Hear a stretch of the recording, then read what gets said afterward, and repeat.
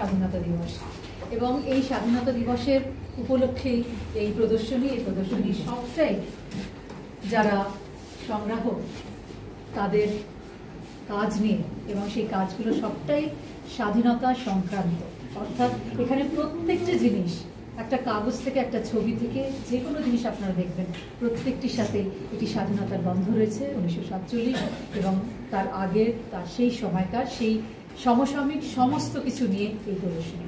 একটি অভিনব প্রদর্শনী, একটি অন্যরকম প্রদর্শনী, এবং এই প্রদর্শনীতে প্রায় 14 জন সংগ্রাহক, তারা সবাই তাদের নিজস্ব সংগ্রহ যা রয়েছে সেইভাবে প্রদর্শনীটা তৈরি করা হয়েছে। আপনারা দেখবেন এবং অবশ্যই মানুষের কাছে পৌঁছে দেবেন এই ধরনের একটি প্রদর্শনীর কথা, কারণ এই ধরনের প্রদর্শনী হয় কম, কারণ এগুলো দেখার সুযোগ কম থাকে আমাদের।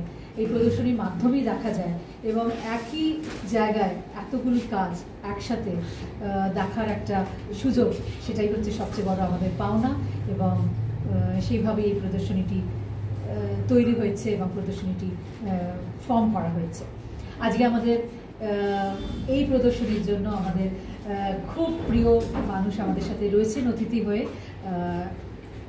পবিত্রদা আমাদের মায়া স্পেসে প্রথম এসেছেন, সেই জন্য আমরা আরও গর্বিত, এবং এই প্রদর্শনীর মাধ্যমে উনি এসেছেন ডক্টর পবিত্র সরকার। আজকে আমাদের এই প্রদর্শনী উদ্বোধন করবেন প্রদীপ চাই।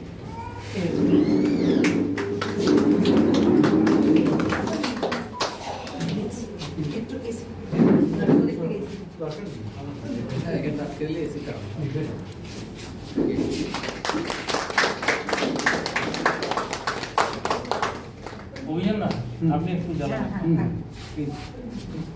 অশোকদা, আপনি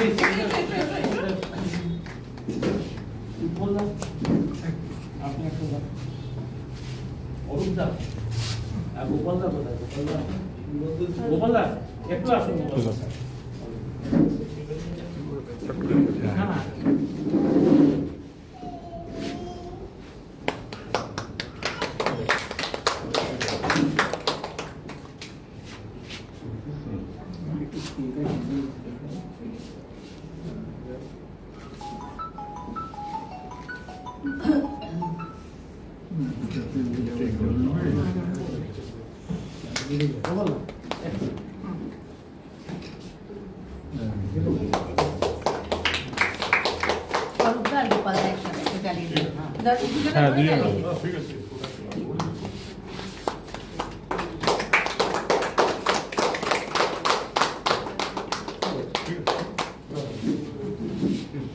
এই পুরো সংগ্রহ একটি গ্রুপ আছে, তার নাম কলকাতা কথকথা। আপনারা সবাই জানেন, প্রত্যেকেই এই গ্রুপটি একটি হোয়াটসঅ্যাপ গ্রুপ, এবং এই যে হোয়াটসঅ্যাপ গ্রুপ, এটা একটা মস্ত বড় কাজ করে ফেলেছে আমার মনে হয়। আজ থেকে বহু বছর আগে চন্দ্রনাথবাবু কোনো একটা জায়গায় কথাবার্তা বলার প্রসঙ্গে হোয়াটসঅ্যাপ গ্রুপে যুক্ত হয়েছিলাম, এবং সেই যুক্ত হওয়া ক্রমশ বাড়ছে এবং প্রচুর মানুষ এটার সাথে যুক্ত হয়ে আছেন। আজকে যারা প্রদর্শনীতে রয়েছেন, যে সংগ্রাহকরা রয়েছেন, তাদের প্রত্যেকেই এই কলকাতা কথকথা গ্রুপ। তাই জন্যে এই পুরো প্রদর্শনীটির নিবেদন কলকাতা কথকথা গ্রুপ থেকে।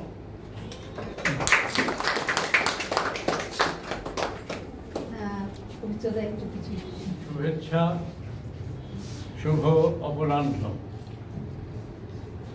এই প্রদর্শনীতে এসে তো আমি আশ্চর্য হয়ে গেছি, কিন্তু এই প্রদর্শনীর উদ্বোধক হিসেবে আমার নাম বলা হয়েছে, যেটা আমি অত্যন্ত অযোগ্য একজন মানুষ। অযোগ্য নানা দিক থেকে। প্রথমত, আমি ইতিহাসের লোক নই। তবে ইতিহাস সম্বন্ধে আগ্রহ অবশ্যই আছে। ইতিহাস ছাড়া মানুষ নিজেকে চিনতেই পারে না, নিজের আত্মপরিচয় তৈরি হয় না ইতিহাস ছাড়া। কিন্তু বিষয়টা আমার মূল বিষয় নয়। দ্বিতীয় কথা, ভারতের এই যে স্বাধীনতা, তার 11 বছর আগে আমার জন্ম, কিন্তু তার প্রথম দিনের সাক্ষী আমি ছিলাম না। আমি ছিলাম পাকিস্তানের স্বাধীনতার প্রথম দিনের সাক্ষী। অর্থাৎ আমার জন্ম ছিল পূর্ববঙ্গের গ্রামে। পূর্ববঙ্গের গ্রামে যে স্কুলে আমি পড়তাম, সেদিন 14ই আগস্ট মুসলিম লীগের লোকেরা আমার স্কুলে এসে তারা পতাকা উত্তোলন করে এবং আমরা তখন ক্লাস 3 ছাত্র, আমাদের বেশ কিছু পটকা দিয়ে যায়। তো আমরা বাড়িতে গিয়ে রাত্রিবেলায় সেই পটকাগুলো ফাটাই। আমাদের অভিভাবকেরা তর্জন গর্জন করে ছুটে আসেন, কিন্তু পটকা ফাটানোর আনন্দ আলাদা ব্যাপার। আমরা তো বুঝছি না যে এটা পাকিস্তানের স্বাধীনতা কি ভারতের স্বাধীনতা। যাই হোক, সেই স্বাধীন দেশে আমাদের থাকা হয়নি।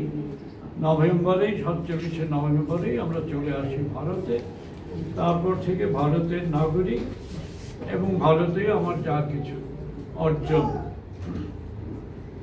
ইতিহাস না জানলে, ওই যে বললাম আমি কোথায় দাঁড়িয়ে আছি সেটা আমি বুঝতে পারছি না। কারা আমাকে এখানে এসে পৌঁছে দিলেন, আমাকে, আমার পরিবারকে, আমার স্বদেশকে পৌঁছে দিলেন জানা যায় না।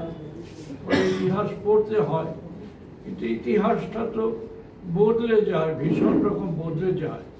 তাহলে আমাদের স্মৃতির ওপর একটা চাপ পড়ে যে কোনটা রাখবো কোনটা ফেলে দেবো। স্মৃতিটা তো সীমাবদ্ধ স্মৃতি। তো এই জন্য আমরা নানা দেশে দেখি ইতিহাস বদলাবার চেষ্টা করা হয়, ইতিহাস মুছে দেবার চেষ্টা করা হয়। যেমন আমাদের পাশে বাংলাদেশে এখন হচ্ছে, যে ইতিহাস, গৌরবের ইতিহাস এক সময় তৈরি হয়েছিল, তাকে মুছে অন্যরকম একটা ইতিহাস তৈরি করবার চেষ্টা হচ্ছে। আমাদের ভারতেও সেই চেষ্টা হচ্ছে না তা নয়। নানা রকম ইতিহাস, মহাত্মা গান্ধীকে হত্যা করা হয়েছিল, সে হত্যার ইতিহাসের ওপর নানা রকম রং ফলাবার চেষ্টা হচ্ছে। এইসব আমাদের দেখতে হয়। ইতিহাসবিদরা অবশ্য সচেতন থাকেন আর তাদের সাহায্য করেন আপনাদের মতো মানুষেরা, যারা এই সমস্ত দুর্মূল্য বস্তুগুলো তারা সংগ্রহ করেন, সাজিয়ে রাখেন এবং যে নিরপেক্ষ ইতিহাস লিখবে, সত্য ইতিহাস লিখবে, ইতিহাসের দ্বন্দ্বের কথা লিখবে, আবার ইতিহাসের বিবর্তনের কথা লিখবে। এই সমস্ত ইতিহাস লেখায় সাহায্য করেন আপনারা সংগ্রাহকরা, যারা ইতিহাসের দুর্লভ সব তথ্য এবং বস্তু সামগ্রী, সাক্ষ্য, সেগুলোকে সাজিয়ে রাখে তাদের হাতে তুলে দেন। বলে আপনাদের কাছে আমাদের কৃতজ্ঞতার শেষ নেই। আপনারা, আমি আশ্চর্য সে আমি দেখলাম পরপর টাকার নোট থেকে, চিঠিপত্র থেকে, সিনেমার বুকলেট থেকে, কলম থেকে, সকলের সই থেকে, দেশলাইয়ের বাক্স, এই থেকে কত আমাদের ইতিহাস, বড় ইতিহাস আছে, ছোট ইতিহাস আছে, আমাদের সবগুলো দরকার।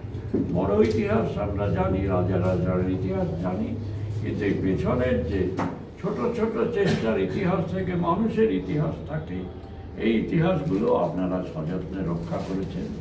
আপনাদের কি বলে ধন্যবাদ জানাবো আমি জানি না। আপনারা সত্যি সত্যি একটা থ্যাঙ্কলেস জব যাকে বলে সেটা করে। সত্যি খুব বেশি মানুষ আপনাদের কথা জানতে পারে না এবং তার ফলে এই কাজগুলো প্রায় অগোচরে থেকে যায়। যারা ইতিহাস সন্ধান করেন তাদের কাছে হয়তো আপনাদের নাম এই সমস্ত আছে, কিন্তু তবুও এই যে চন্দ্রনাথ কলকাতা কথকতার পক্ষ থেকে আপনাদের সবাইকে একসঙ্গে করে এই প্রদর্শনীটির ব্যবস্থা করলো, তার জন্য আমি চন্দ্রনাথের কাছে কৃতজ্ঞ, যেমন আপনাদের কাছে কৃতজ্ঞ, যেমন মধুচ্ছন্দার কাছে কৃতজ্ঞ। সেই এই প্রদর্শনীটির একটি আশ্রয় সে দিয়েছে। আমি অত্যন্ত কি বলবো কৃতার্থ এবং সম্মানিত আপনাদের সঙ্গে পরিচিত হয়ে আপনাদের এই কাজগুলো দেখতে পেলে। বেশি আর দিন বাঁচবার আর নেই আমার, কিন্তু এটা আমার একটা অসাধারণ অভিজ্ঞতা আমার এই আজকের দিনটা। আপনারা সবাই ভালো থাকুন, কাজ করুন এইভাবে। আপনারা ছেলেমেয়েদের, ছোট ছোট ছেলে মেয়েরা এসছে, তাদের উদ্বুদ্ধ করুন। সবাই ভালো থাকুন। নমস্কার।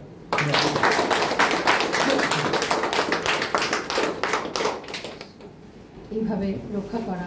আপনারা যারাই করছেন সবটাই নিজের ভালোবাসা থেকে করছেন, কিন্তু কি করে যাচ্ছেন সেটা বোধহয় আপনারা জানেন না। তাই এই প্রদর্শনীর মাধ্যমে হয়তো তার কিছুটা মানুষের কাছে পৌঁছাতে পারে, মানুষ জানতে পারে। তাই সকলকে অনুরোধ, আপনারা সবাইকে বলুন, কাছের মানুষকে জানান, তারা এসে দেখুক।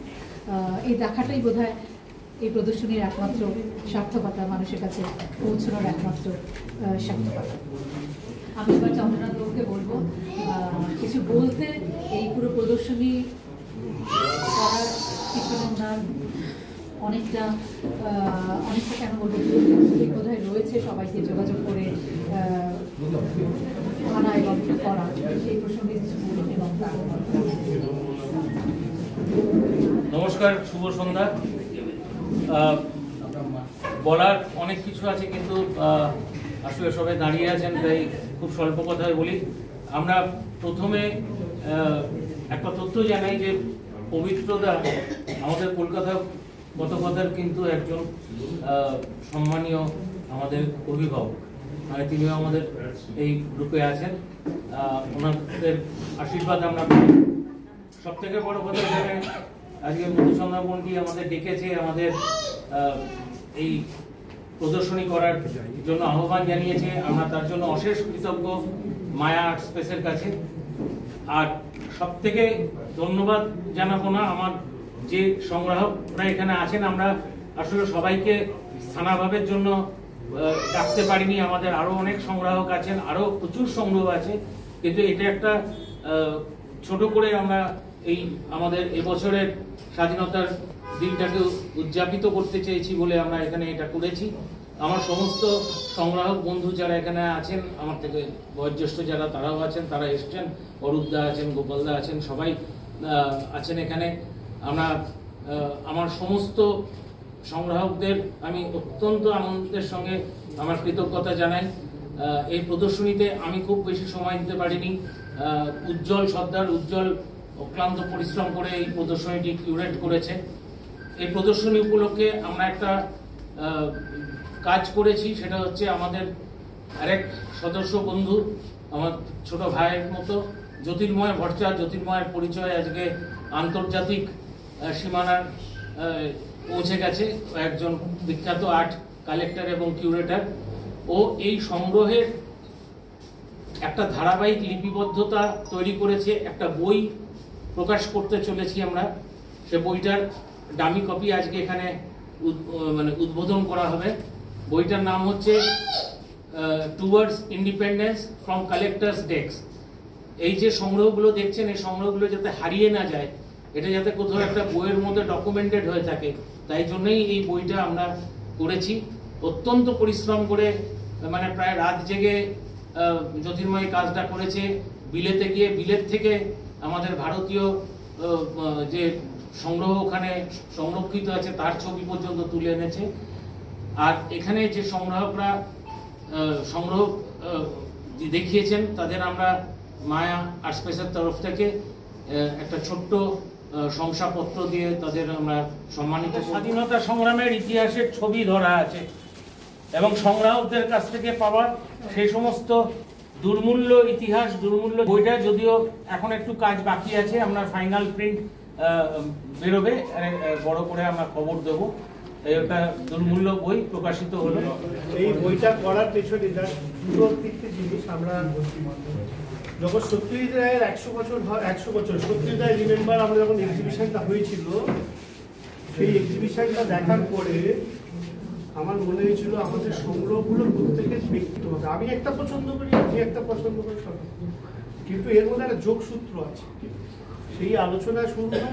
আর যেহেতু আমাদের কোনো আর্কাইভ নেই, ইতিহাসও আমরা ভালো করে জানি না, ছেলেদেরকেও বোঝাতে পারি না, কারণ আমাদের মিউজিয়ামও নেই কলকাতায়, যেখানে আমরা কিছু দেখতে পারবো, শিখতে পারবো। কিন্তু অন্তত যদি আমাদের যারা মিউজিয়াম প্রেমী, যারা আমরা করতে পারি, তো নিজেদের সংগ্রহগুলোকে যদি একটা জায়গায় করা যায়, তো সেই উদ্যোগ নিয়ে চন্দ্রনাথ থেকে যখন বলা হয়, তখন যারা যাদের উনি আলোচনা করেন এবং এই বইটা তৈরি করার পরিকল্পনা হয়। খুব কম সময়ের মধ্যে এই ছবিগুলো তৈরি করে আমরা ক্রোনোলজিক্যালি সাজাতে হয়। খুব কঠিন কাজ ছিল, কারণ এটার সময় হচ্ছে 1750 থেকে 1950, মানে মনার্কি টু ডেমোক্রেসি, রাজতন্ত্র থেকে ডেমোক্রেসি, প্রজাতন্ত্র, এই যে সময়কালটাকে আমাদের যা কালেকশন আছে, হতে পারে অনেক জায়গায় গ্যাপ আছে, কিন্তু আমাদের কালেকশন দিয়ে আমরা সাজিয়েছি। এর জন্য কোনো রকমভাবে কোনো সাহায্য আমরা বাইরে থেকে নিইনি। দু একটা বিশ্বভারতী থেকে রবীন্দ্রনাথের বই এবং লন্ডন থেকে ওয়েলকাম কালেকশনের কয়েকটা রিলিভেন্ট ছবি আমরা পেয়েছিলাম। বাকি আমরা কোনো কারণ থেকে আমাদের ব্যক্তিগত কালেকশনকে জুড়ে একটা সমকালীন সময় ধরা হয়েছে। এর মধ্যে আগামী দিনে হয়তো আরও কারো কাছে কিছু পাবো, কিন্তু এই বইটা আমাদের খুব কম সময়ের মধ্যে রেডি করেছি। আগামী 2রা অক্টোবর মহালয়ার দিন, গান্ধীর জন্মদিনের দিন, মহাত্মা গান্ধীর জন্মদিনের দিন আমরা বইটা পাবলিকের হাতে তুলে দেবো। ধন্যবাদ যারা যারা যোগাযোগ করেছেন। কলকাতা মানে এটা তো শুরু হলো, মানে মধুচন্দ্র বন্ডি আমাদের যেভাবে গাইড করে, আমরা এখানে আবার আশা করি আপনাদের সঙ্গে মিলিত হব। আপনারা প্রদর্শনী দেখুন, আর ও বোধহয় কিছু বলবেন। বিভিন্ন সময় কলকাতা কতকথার আড্ডা, কলকাতা কতকথায় যারা বিশিষ্ট কালেক্টর বা সংগ্রহ কিভাবে করেছে, মধুচন্দ্রাদি বিভিন্ন সময় যে মায়ার আড্ডা, যেটা আজকে ফেমাস, মায়ার আড্ডার জন্য মানে সবাই আমরা ওয়েট করে থাকি কখন কি হবে, এবং খুব ভালো ভালো বিষয় নিয়ে আলোচনা হয় এখানে। তাতে যদি কোনো সংগ্রাহকদের নিয়ে আলোচনা করা হয়, তাদের ভাবনা নিয়ে আলোচনা করে, এরকম যদি আসে বলার দরকার। আমাদের মায়া আড্ডা মোটামুটি 150 পেরিয়ে 151 হয়ে গেছে। কিন্তু এটা যখন শুরু হয়েছিল 2018 সালে, সেই 18 সালে আমরা জুলাইতে শুরু করেছিলাম, 2018-এর 11th জুলাই। সেই বছরেরই যে 15th অগস্টে এসেছিল, সেই 15th অগস্টে আমার মনে হয় 6 কি 7 নম্বর আড্ডা ছিল, অথবা আরো কম, 5 নম্বর বোধ। সেখানে কলকাতা কথকথার একটি আড্ডা হয়েছিল, সেটাও স্বাধীনতা নিয়ে, সম্পূর্ণ স্বাধীনতা নিয়ে। আপনারা বোধহয় 5-6 জন এসে কথা বলেছিলেন। উজ্জ্বল আমাদের সম্পর্ক রিসেন্টলি মাস দুয়েক আগে একটা হয়েছে, আবার পরিমলদার একটা হয়েছে। তোমার কি এমএ ডিগ্রি আছে? আছে? ও তাহলে এমএ লিখতে মায়ার আড্ডা নামের পাশে সবই মায়া। আমরা শেষ করব, শুধু একজন মানুষ এখানে আছেন যিনি আমাদের কলকাতা কথকথার খুব কাছের মানুষ, অভিযান বন্দ্যোপাধ্যায়। অভিযানদা পাঠকভবন স্কুলের বাংলার প্রধান শিক্ষক ছিলেন, এবং মধুচন্দ্রও মাস্টারমশাই। অভিযানদা, আপনি দুটো কথা একটু যদি বলেন কলকাতা সম্পর্কে। কলকাতা কথকথার জন্ম থেকেই আমি আছি, আর চন্দ্রনাথের জন্ম থেকেও আমি আছি। ওর বাবা আমাকে অত্যন্ত স্নেহ করতেন, আমার পাড়াতেই থাকতেন। সেখান থেকে দেখেছি বাবার যে সংগ্রহশালা, অসাধারণ সংগ্রহশালা ছিল। বইপত্র রাত্রি 10টার সময় গিয়ে বই চেয়েছি, ধুলোমাখা বই বার করে দিচ্ছেন একটা বই। আমি বললাম আপনার কষ্ট হচ্ছে, বলে না তুমি এলে বলে বইগুলো একটু ঝাড়পোছ হবে। এই যে চিন্তা ভাবনা, তার থেকেই চন্দ্রনাথ চিন্তা ভাবনা পেয়েছে, আজকে অনেক কিছু সংগ্রহ করেছে। আমি প্রতিটা সংগ্রহশালায় যাই, এবং এই প্রসঙ্গে একটা বলে রাখি যে ওরা হয়তো কোনো কারণে বাদ গেছে, কলকাতা কথকথা নিয়ে একটা পত্রিকাও বেরোয়, সেটাও বেরোয়, এবং সেটা সত্যিকারের ভালো পত্রিকা, চিন্তাধারায় চন্দ্রনাথ বার করে থাকে। আমরাও লিখে লিখে সহযোগিতা করে থাকি। এইভাবে জয়যাত্রা এগিয়ে যাক। আমার ছাত্রী রয়েছে, ও কর্তাও আমার ছাত্র ছিল, একই সঙ্গে ক্লাসে সব দিকে, এবং সবাই আপনার ভালো এই আমার আর এক ছাত্র দাঁড়িয়ে আছে, চন্দ্রনাথের মেয়ে সবই। সুতরাং আপনারা সকলে সহযোগিতা করেছেন, করছেন। এইভাবে কলকাতা কথকথা জয়যাত্রা এগিয়ে চলুক, আরও দেশ থেকে বিদেশে বহু জায়গায় ছড়িয়ে পড়েছে, যাক, এবং সুন্দর সুন্দর কাজকর্ম সফল হোক। আমি মধুরণ সভাপয়। তা আমি একটু বলবো, আমাদের এখানে দুজনকে আমি চোখের সামনে দেখতে পাচ্ছি, দেবলীনা এবং স্বপনদা। দুজনেই যদি কিছু গান শুনি, স্বাধীনতা স্বদেশী, একটা স্বদেশী গান হয়, একটা স্বদেশী গান। স্বপনদা প্লিজ আসুন। অসাধারণ গুণী। আরে স্বপনদা আছে যেখানে, সেখানে গান হবে না? দেবলীনা ম্যাডাম আছে, একটা স্বদেশী গান। আরে রবীন্দ্রনাথের স্বদেশ পড়ে দাও।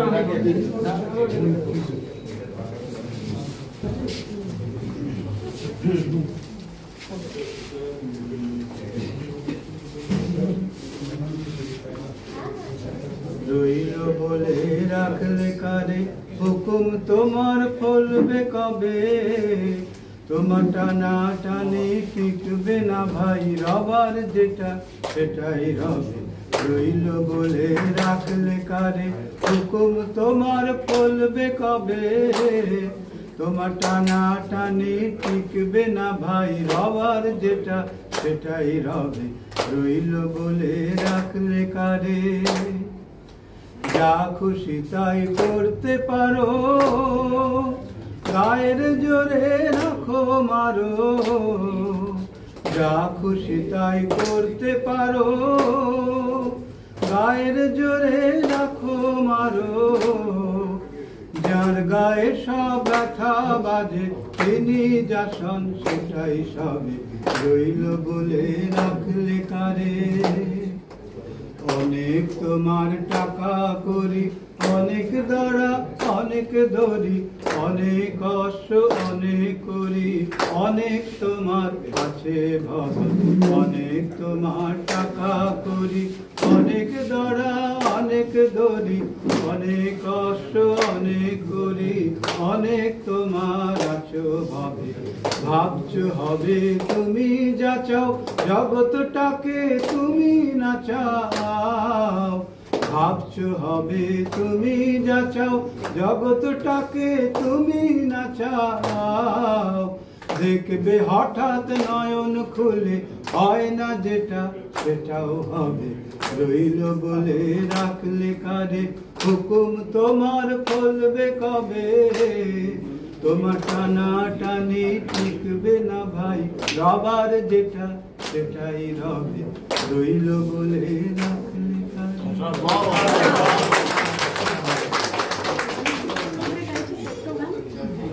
রবীন্দ্রনাথ যখন বঙ্কিমচন্দ্রের বন্দে মাতরমের প্রথম সুর দিয়েছিলেন, সেটা আমাদের বন্দে মাতরম যেটা আমরা শুনে থাকি তার থেকে একটু আলাদা। এই সুরটা কিন্তু স্বরবিতানে আছে, যেটা এখন গাইছি। বন্দে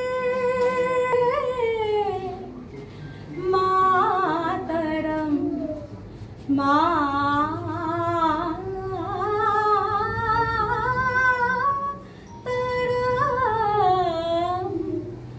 বন্দে মাতরম, সুজনম সুফলম মলয়জ শীতলম শস্য শ্যামলম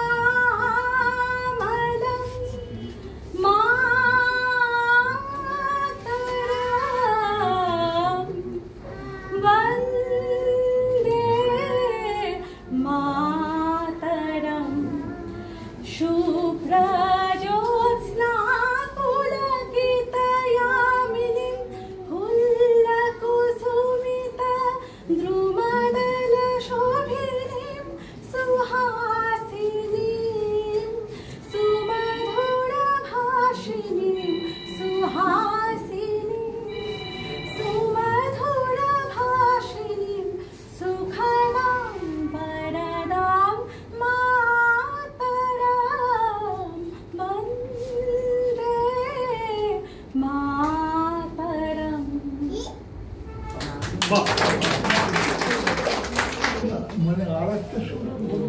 নমস্কার, আমি উজ্জ্বল সর্দার কতকথার পক্ষ থেকে আপনাদের সকলকে বিশেষ আমন্ত্রণ জানাই।